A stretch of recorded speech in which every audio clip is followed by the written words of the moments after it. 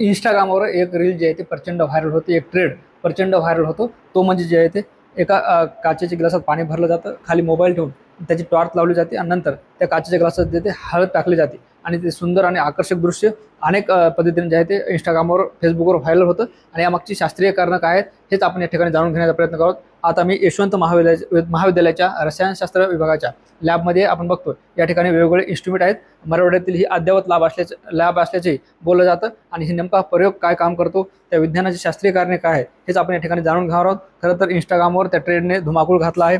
अनेक त्या ट्रेंडचं सुद्धा विडंबन पुढे होताना पाहायला मिळतं. नेमकं शास्त्रीय कारणे कसे असतात हेच आपण जाणून घेणार आहोत. आपल्यासोबत डॉक्टर मदन आंबोरे सर आहेत. सर, आपण आता प्रयोगाला सुरुवात करूया. इंस्टाग्रामवर एक ट्रेंड जे आहे ते प्रचंड व्हायरल होतो, यामागचं वैज्ञानिक कारण काय आपण हे प्रत्यक्षसह टीव्ही प्रेक्षकाला सांगणार आहोत. सर, ह्यामध्ये हळदीमध्ये कुरकुमीन नावाचा एक घटक असतो.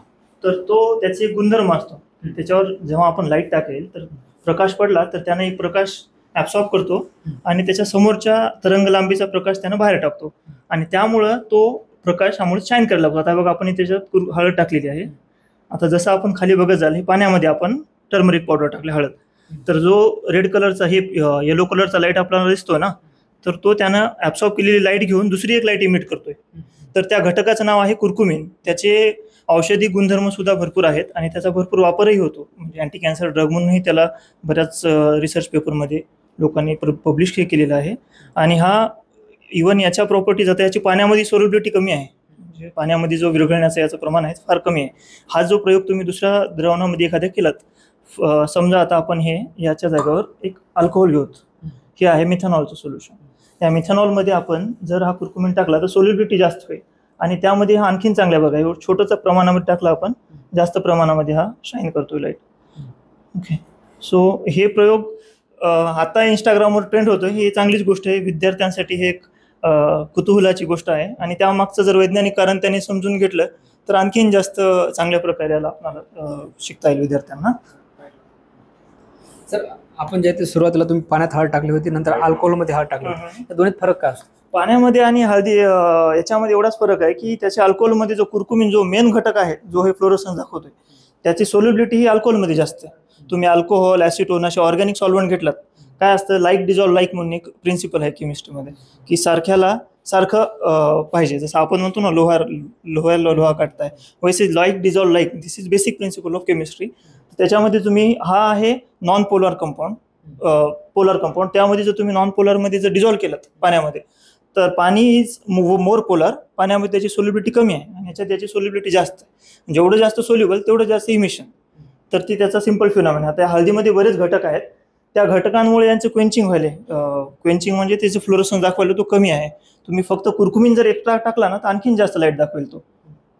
सर, म्हणजे विज्ञानात जे आहे ते अशा प्रयोगाचा काय फायदा होतो? विज्ञानात हा प्रयोग किती महत्त्वाचा, म्हणजे नेमकं कोणत्या गोष्टीसाठी फायदा केला जातो? विज्ञानामध्ये ह्या अशा प्रकारचे प्रयोग, याला फोटोडायनॅमिक थेरपी किंवा सेल इमेजिंगसाठी केलं जातं. म्हणजे तुम्हाला समजा जर कॅन्सर टिश्यू फाइंड करायचे असतील किंवा एखादा ड्रग, फॉर एक्झाम्पल एक ड्रग डिलिव्हरी एजंट म्हणून एखादा आपण कुरकुमीनला एखादा ड्रग सोबत असोसिएट करून पाठवलं किंवा याला स्वतःला जर एखाद्या कॅन्सर पेशंटला किंवा आपण दिलं, तर त्यात आपल्याला ज्या जागेवर तो ड्रग जायला हवा तिथं तो ॲक्च्युअलमध्ये जातोय का ते बघण्यासाठी याचा उपयोग केला जातो. आता हा तिथे गेला ना तर तिथे सुद्धा आपण जर लाईट टाकली ना तर त्या लाईटला त्यानं त्याचं इमिशन दाखवेल आणि त्यावरून आपल्याला कळेल की ड्रग एक्झॅक्टली तिथंच गेला का.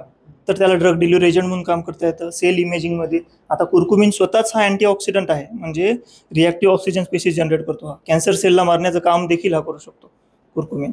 तर याचे विज्ञानामध्ये अनेक फायदे आहेत आणि अशा प्रकारचे ट्रेंड व्हायरल होत असतील तर चांगलीच गोष्ट आहे. ज्या पद्धतीनं सगळं अंधार केला जातो, नंतर प्रकाश सोडला जातो, त्यात प्रकाशाचं किती महत्त्व आहे सर?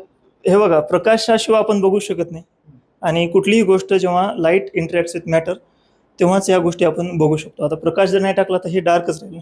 सो आपण काय करतोय, हे 420 नॅनोमीटरची लाईट ॲब्सॉर्ब करायला आणि ते जी लाईट त्यांना घ्यायले, जे तरंग लांबीची त्यांना लाईट घ्यायले, त्याच्यापेक्षा समोरच्या तरंग लांबीची लाईट त्यांना इमिट करायला.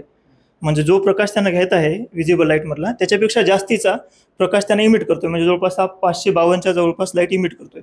तर तो चांगल्या प्रकारे आपण आणखी बघू शकतो आणि प्रकाशामुळेच तर सगळं काय आहे ना. सर, यापूर्वी सुद्धा तुम्ही असे प्रयोग केलेत.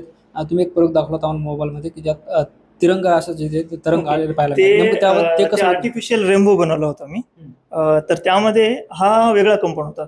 तो एक पॉर्फायरिन म्हणून एक्सपांडेड पॉर्फायरिन म्हणून एक मॉलिक्यूल होता, जो मी माझ्या PhDच्या कामामध्ये आयसर पुणे येथे बनवला होता. तर त्यामध्ये काय होतं की तो एकच मॉलिक्यूल आहे जो त्याच्या वेगवेगळ्या रेडॉक्स स्टेटमध्ये, म्हणजे त्याच्या वेगवेगळ्या स्टेबल रेडॉक्स स्टेटमध्ये दाखवतो. म्हणजे एक मॉलिक्यूल त्याच्या दुसऱ्या 4 ऑक्सिडेशन स्टेट दाखवतो, म्हणजे +1 +2 +3 +4. तर त्याला जर मी टाकलं तर आणि वेगवेगळ्या डेन्सिटीचे सॉल्व्हंट टाकले त्यांना वेगवेगळे कलर दाखवतो. तर एक रेनबो बनवला होता, एक फन म्हणून आम्ही तो एक्सपेरिमेंट केलेला होता तिथे. आणि त्याचं रेडॉक्स ॲक्टिव्ह मटेरियलचा आपण बॅटरीमध्ये खूप चांगल्या प्रकारे वापर करू शकतो. सो ऑर्गॅनिक बॅटरीज जे असतात ना, ऑर्गॅनो इलेक्ट्रॉनिक्स, त्याचा वापर होतो. निश्चित आपण बघतोय हे यशवंत महाविद्यालयाचे प्राध्यापक डॉक्टर मदन आंबोरे सर होते. जो ट्रेड इंस्टाग्रामवर प्रचंड व्हायरल होतो त्याबाबत त्यांनी सविस्तर वैज्ञानिक अशी माहिती दिली. यशवंत महाविद्यालयाचे प्राचार्य आपल्यासोबत. सर काय सांगा, ज्या पद्धतीने आपण बघतोय मुलं शिकताना कमी पाहायला मिळतात, मात्र जेव्हा सोशल मीडियावर असा काही ट्रेंड व्हायरल होतो तेव्हा त्याची प्रचंड जे आहे ती प्रसिद्धी मिळते त्याला. नमस्कार सर्वप्रथम तुमचं सर्वांचं यशवंत महाविद्यालयामध्ये स्वागत. तुम्ही जर ही लॅबोरेटरी बघितली असेल, ही सेंट्रल इन्स्ट्रुमेंटेशन लॅबोरेटरी, हे वेगवेगळे इन्स्ट्रुमेंट, हाय एंड इन्स्ट्रुमेंट्स आहेत तिथं. जे इन्स्ट्रुमेंट FTIR असेल, IR असेल, UV स्पेक्ट्रोमीटर असेल, ह्या सगळ्या वेगवेगळ्या इन्स्ट्रुमेंट्स आम्ही इथं ठेवलेले आहेत आणि विद्यार्थ्यांसाठी मुद्दाम आहेत. तुम्ही आत्ताच म्हटलं की विद्यार्थ्यांचा ट्रेंड चालू आहे. आमच्याकडे विज्ञान मंच म्हणून पण आहे. आम्ही विद्यार्थी जे 8वी 9वीचे विद्यार्थी आहेत ते पण आमच्या ह्या लॅबोरेटरीला येतात आणि छोटे छोटे एक्सपेरिमेंट करतात आणि एक्सपेरिमेंटमधून त्यांना पण पुष्कळ शिकायला भेटतं. एवढंच नाही, विद्यार्थ्यांसाठीच नाही तर आम्ही socio economic development of the nation हा पण विचार करून जवळपास 15,000 सॉईल सॅम्पल्स शेतकऱ्यांचे आम्ही सॅम्पल्स त्यांना ॲनालाइज करून दिले, ज्याच्यामुळे शेतकऱ्यांचा इतका प्रचंड फायदा होतो. किती खत टाकायचं, काय टाकायचं, त्या सॉईलसाठी काय लागणार आहे, हे आमची लॅबोरेटरी आमची सेटअप ॲनालिसिस करून देते. असे वेगवेगळे प्रकारचे प्रयोग म्हणजे सोशो इकॉनॉमिक असेल किंवा विद्यार्थ्यांसाठी असेल, ही लॅबोरेटरी आम्ही सदैव ओपन करत असतो. आमची पूर्ण रसायनशास्त्र डिपार्टमेंटची फॅकल्टी आणि आमच्या वेगवेगळ्या डिपार्टमेंटची फॅकल्टी हे त्यांना मदत करत असते. असे ट्रेंड तर आपल्याला ॲनालिसिस, मी स्वतः इलेक्ट्रॉनिक्सचा विद्यार्थी आहे, त्याच्यामुळे फ्लोरोसन्स कसे तयार होतात हे करतात. फार चांगलं आमच्या आंबोरे सरने तुम्हाला समजावून सांगितलेलंच आहे. त्यामुळे ट्रेंडमुळे पुष्कळसं शिकायलाही पण भेटते लहान मुलांना, असं मला वाटतं. थँक्यू. निश्चित आपण बघतो हे होते यशवंत महाविद्यालय शिंदे सर, प्राचार्य डॉक्टर शिंदे सर, ज्यांनी आपले संवाद साधला. एकंदरीत इंस्टाग्रामवर जो ट्रेंड व्हायरल होतो त्या अनुषंगाने जे आहे ते मदन आंबोरे सर यांनी सुद्धा आपल्याला याची सविस्तर माहिती दिली. ज्ञानेश्वर लोंढे, TVNN मराठी, नांदेड.